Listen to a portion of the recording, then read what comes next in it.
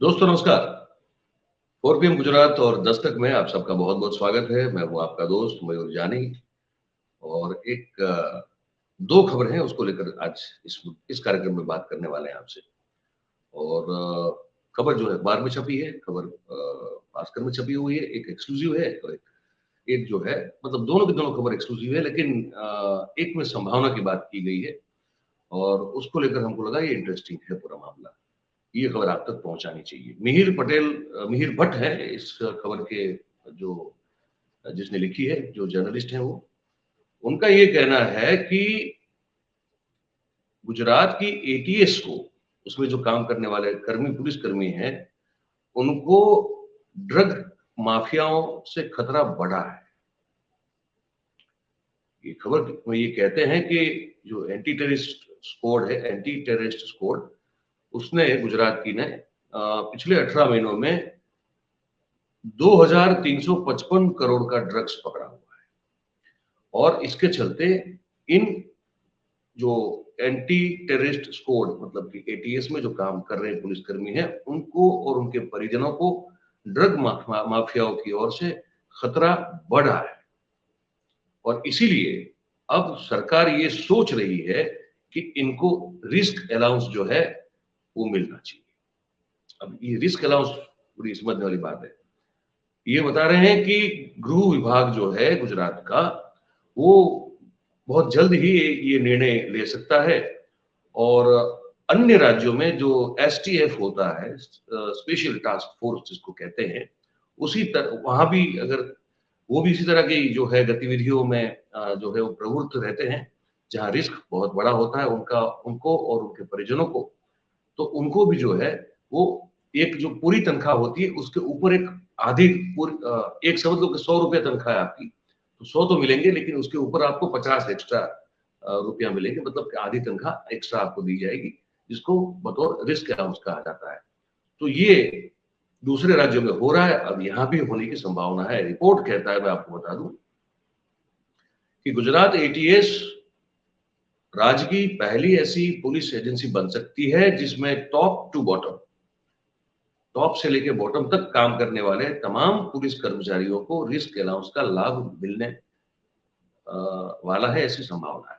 ठीक है, राज्य सरकार बहुत जल्द इस मुद्दे पे सत्तावार रूप से निर्णय लेगी और ये गृह विभाग के सूत्रों के आधार से, गृह विभाग के सूत्रों के हवाले से ये खबर लिखी गई है और इसको एक्सप्लेन किया गया है कि ये अलाउंस जो है ये हर हमेश जो विदेशी दुश्मन है, जो ड्रग कार्टेल से, ड्रग माफिया से, उनके खिलाफ जिस तरह से ये फोर्स ऑपरेशन करती है, दरिया में जाती है, समंदर में जाती है और वहां जाके फिर पाकिस्तान और ईरान समेत के ड्रग पैडलर्स जो है उनको पकड़ती है, ड्रग्स पकड़ती है, क्योंकि ये जमीन से मतलब देश और राज्य की जमीन पर नहीं, वो समंदर में जाके ऑपरेट करती है। और ये लोग जो होते हैं, जैसे अभी भी ईरान से जो पकड़ा गया था 426 करोड़ रुपए का हेरोइन, 2 दिन पहले की बात हमने आपको बताया था, तो उस तरह से जो ये रिस्क लेते हैं उसको लेकर ये सोचा गया है कि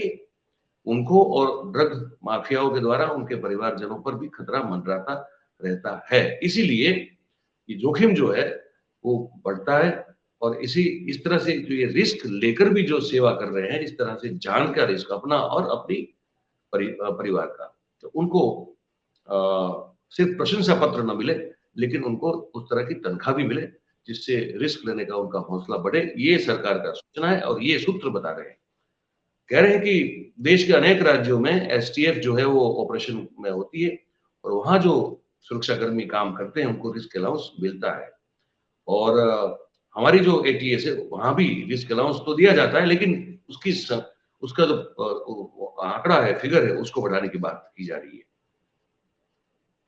तो उसको प्रोत्साहन तनख्वाह भी माना जाता है और करोड़ों करोड़ रुपए के ड्रग्स अगर हम लोग पकड़ रहे हैं तो उसके बाद इन कर्मचारियों का एक मनोबल बढ़े और भी कर्मचारी इस प्रकार की पुलिस एजेंसी में एनरोल होने के लिए अपने उत्साह से आगे आए। ये भी एक इसका पीछे का कारण जो है बताया जा रहा है। ठीक है, अच्छा, अब ये कह रहे हैं कि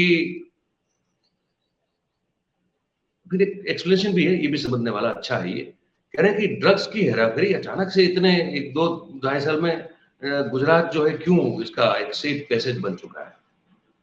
कह रहा है कि जो एक तो लोकेशन है हमारा, जो एक एक भौगोलिक रूप से वो तो उनको बड़ा सूट सूट करता है। और कह रहे हैं कि पहली बार ऐसा हुआ है कि आइस के फॉर्मेट में ड्रग मिला है। एटीएस के सूत्र कहते हैं कि पहले जो एफेड्रीन में से सिंथेटिक प्रोसेस करके ड्रग बनाया जाता था, वो तो था ही था। अफगानिस्तान में तालिबान की सरकार जब से आई है, तब से वहां पे अफीम की खेती पर प्रतिबंध लगा दिया गया है। इसके बाद जो प्रोसेस है वो बड़ी महंगी हो चुकी है, और इसीलिए ड्रग माफियाओं ने एक नई पद्धति डेवलप की है जो कि सस्ती है और फिलहाल जो उनको सुरक्षित भी उनके लिए मानी जा रही है।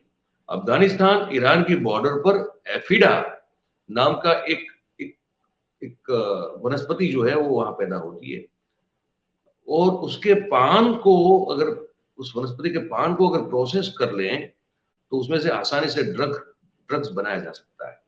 और उसको आइस फॉर्मेट में प्रोसेस करने से सप्लाई होने के बाद उसको फिर से अपने मूल जो उसकी प्रकृति है, उसका जो उस पदार्थ का जो मूल स्वरूप है उसमें लाने में भी आसानी रहती है। तो ये हो रहा है पूरा।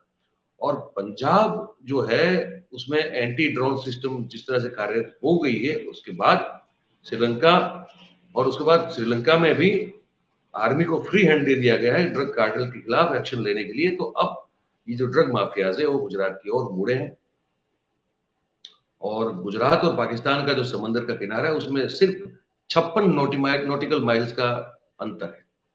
बहुत मैं कहा बहुत स्ट्रेटेजिक है इनके लिए, क्योंकि पाकिस्तान से गुजरात का दरिया किनारा जो है वो 56 नॉटिकल माइल से ज्यादा दूर नहीं है, ठीक है। और इसीलिए ये जो है वो गुजरात को टारगेट कर रहे हैं। और एटीएस के जो डीआईजी साहब हैं उनका भी एक वर्जन लिखा है, दीपन बदन साहब है। उनका कहना है कि केंद्र और राज्य सरकार ड्रग्स की इस बदी को जो है दूर करने के लिए प्रयत्नशील है। पर ये भी है कि जहां तक गुजरात पुलिस की बात है, पुलिस और सुरक्षा एजेंसियों को ये करना है कि सबसे ज्यादा से ज्यादा केस करना है, और बॉर्डर के पार जो लोग बैठे हैं, है ना, तो वो उन तक भी उनको इस एजेंसी को पहुंचना है, दबोचना है। लेकिन ये जो कहीं बीच में लीकेजेस होती है, लीकेजेस के चलते ये हो सकता है कि कई बार हम लोग मुखबिरी हो जाती है, तो कई बार हम लोग नाकाम होते हैं। लेकिन ये मुहिम को और तेज और जारी कर दिया जाएगा और इसको छोड़ा नहीं जाएगा। अच्छी बात है, ये हो तो बहुत अच्छी बात है, और रिस्क अलाउंस मिले तो अच्छी बात है। वो अपनी जान हथेली पे लेके घूम रहे हैं, उसमें कोई गलत बात नहीं। एक और बड़ी एक विचित्र खबर है, लेकिन ये भी खबर जो है वो आई है सामने, कि जब ये अभी ऑस्ट्रेलिया और भारत का जो टेस्ट मैच चल रहा है अभी अहमदाबाद में, तो उसमें गुजराती बहुत सारे ऐसे हैं जिनको प्री रिकॉर्डेड फोन पे प्री रिकॉर्डेड एक धमकी वाला कॉल आया, और कहा है कि घर में रहो, सुरक्षित रहो, मैच देखने जाओगे तो मारे जाओगे, ऐसा कुछ है। तो क्राइम ब्रांच जो है उसने वो प्री रिकॉर्डेड मैसेज को ट्रेस किया है। तो ये मैसेज है कि अगर आप टेस्ट क्रिकेट मैच अगर देखने जा रहे हैं तो सावधान रहिएगा और सुरक्षित रहिएगा, ये आपकी जिम्मेदारी है। अच्छा है कि आप घर पे रहें, ठीक है। तो ये इस तरह से मैसेज जो भेजा जा रहा है उसको ट्रेस किया गया है, और इस पर क्राइम ब्रांच जो है वो काम कर रही है। तो ये बड़ी अजीब सी बात है,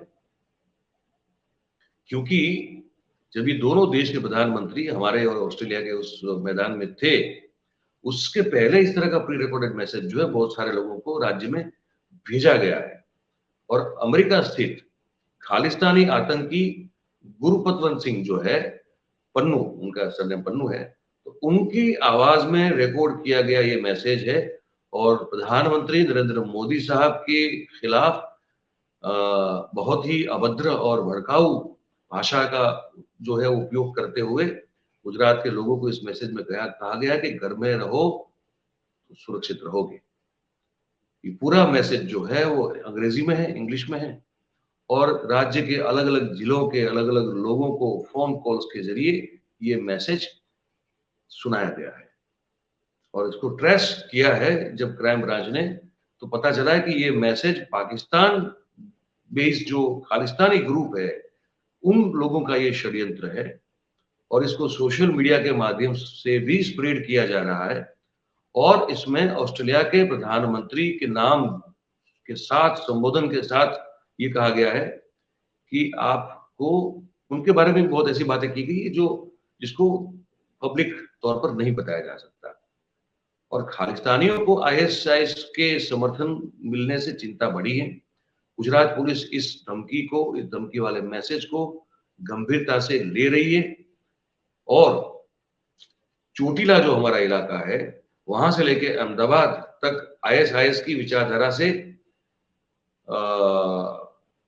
प्रेरित होकर लोन वुल्फ जिसको कहते हैं ना कि एक ही आदमी हो लेकिन कोई एक आइडियोलॉजी उसको इतनी भा जाए, इतनी उसको पसंद आ जाए कि फिर वो अपने हिसाब से उसकी जो भी सूचना वचना या उसकी आइडियोलॉजी को लेकर जो भी होता है उसको पूरा करने में जी जान लगा देगा, अपनी जान भी दे देगा। इसको कहते हैं लोन वुल्फ। तो ऐसे कह रहे हैं पुलिस की कुछ लोन वुल्फ अटैक चोटिला से अहमदाबाद के बीच में हो चुके हैं और जो इनका स्लीपर सेल है वो मैच के दौरान कोई ऐसी घटना को अंजाम न दे दे, इसको देखते हुए सुरक्षा व्यवस्था में बहुत और इसको कड़ा कर दिया गया है। और जो एटीएस है, क्राइम ब्रांच है और जो एसओजी है, स्पेशल ऑपरेशन ग्रुप, ये तीनों ने अपना सर्वेलेंस जो है इंटेलिजेंस इकट्ठा करने के लिए बहुत और तगड़ा कर दिया है, उसको बढ़ा दिया है। और सोशल मीडिया पर ज्यादा वॉच जो है रखी जा रही है और सिमी के साथ जो पुराने लोगों के संबंध थे उनको लेकर जो देश विरोधी मानसिकता रखने वाले लोग हैं जो जो इस सूची में है पुलिस की, उन सब पर भी निगरानी जो है उसको कड़ा कर दिया है। और ये भी कहा जा रहा है कि खालिस्तानी आतंकी जो गुरु पतवंत सिंह है उन्होंने आने वाले दिनों में अमृतसर में जो आयोजन हो रहा है G20 समिट का, उसको लेकर भी धमकी दी है और इस थ्रेट को उसने सोशल मीडिया के द्वारा दिया है।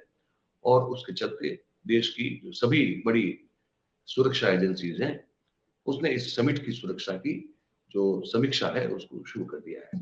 ये बड़ा गंभीर मामला है अगर ये है तो, और इसको लेकर सही अर्थ में जितना हो सके उतना सतर्क और सचेत होना चाहिए और जानकारी को और पुख्ता करना चाहिए।